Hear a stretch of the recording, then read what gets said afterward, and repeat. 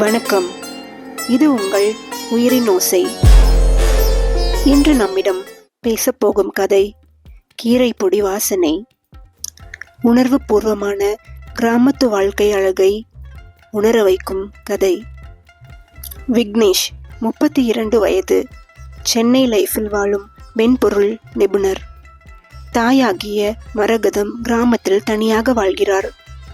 கணவர் இருந்த பின் அவருடைய நிலத்தை பாதுகாத்து கொண்டு பக்கத்து தோட்டத்தில் கீரை வளர்த்து தினமும் அதிலிருந்து சமைத்து சாப்பிடும் பழக்கம். அம்மாவின் தொலைபேசி அழைப்புகளை பல மாதங்களாக கவனிக்காமல் இருந்த விக்னேஷ் ஒரு நாள் திடீரென பணிச்சுமையால் உடல்நல கோளாறு வந்ததால் 1 வாரம் ஓய்வெடுக்க மருத்துவர் அறிவுறுத்துகிறார். தாயாரின் அழைப்பும் மனதுக்குள் தட்டி எழுப்புகிறது.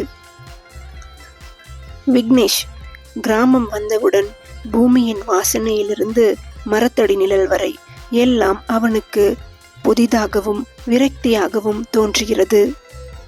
ரோடு அருகில் இருந்த மரங்களும் கற்களை தாண்டிய வீதிகளும் களஞ்சிய கிணறு எல்லாம் பக்கத்தில் இருந்தாலும் அவன் மனதில் பிளம்பும் தாய் அழைப்பும் அதிகமாகி வருகிறது. அம்மாவை பார்த்தவுடன் அப்படியே கட்டி அணைத்துக் கொள்கிறான். அம்மா கண்ணீர் மல்க அவனை வரவேற்கிறாள். எப்பொழுதும் போல் எளிதாக பசிக்கிறதா என்று கேட்கிறாள் அம்மா வாஞ்சையுடன். வந்தவுடனே கீரை சாதமா என்று அவன் சிரிக்கிறான். சிறு வயதிலிருந்தே அவனுக்கு பிடித்தமான கீரை சாதம்.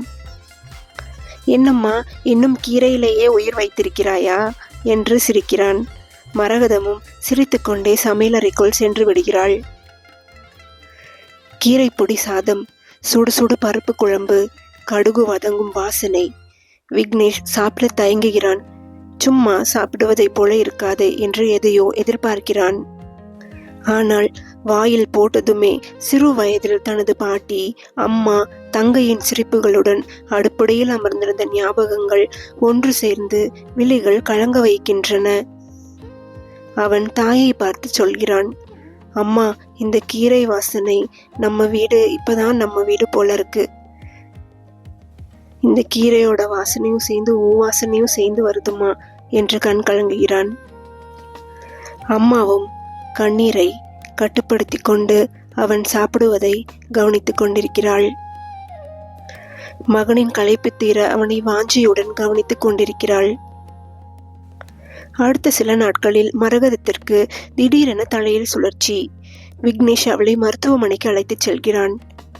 அங்கே மருத்துவர் சொல்கிறார், அம்மா மிகவும் தளர்ச்சி அடைந்திருக்கிறார். மனநிலை ஏற்றுவதற்கு பாசமும் ஆறுதலும் தேவை என்கிறார். விக்னேஷ் வீட்டிற்கு திரும்புகிறான். அவனுடைய அம்மாவிற்கு எப்பொழுதுமே சமையல் குறிப்புகள் எழுதுவது வழக்கம்.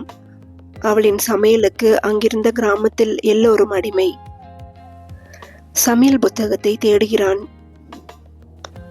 பரணில் இருந்த புத்தகத்தை எடுத்து படிக்க ஆரம்பிக்கிறான். அதில் விக்னேஷ் விரும்பும் கீரை பொடி சாதம் என்று எழுதியிருந்தது.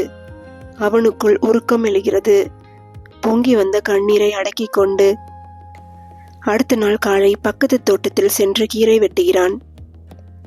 சுத்தம் செய்கிறான். அம்மாவின் கைவசை போலவே உணவை சமைக்க முயற்சி செய்கிறான். மரகதத்தை அழைத்து கொண்டு வீட்டுக்கு திரும்பும் போது வீட்டு வாசலில் கீரை வாசனை. அதே சுகமாக சமைந்த உணவின் சுவை.